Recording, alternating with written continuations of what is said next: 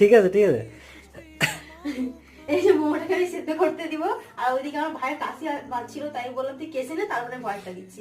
আর দেখো তেল নিয়ে নিয়েছি, তো ব্রাশ এই টাইমে খুঁজে পাচ্ছি না ব্রাশ কোথায় রাখা আছে, তো হাত দিয়ে এভাবে তেলটাকে দিয়ে দেবো। আর এটা ইডলি মেকারের উপরে করছি, কেন মোমো স্টিম আমার কাছে নেই।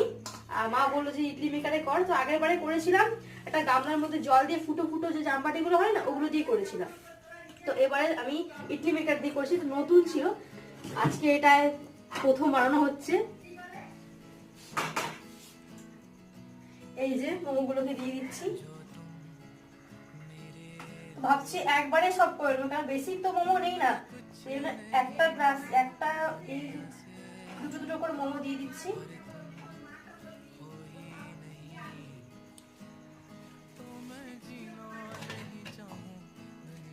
মোমো রেডি হয়ে গেলে তো খাবার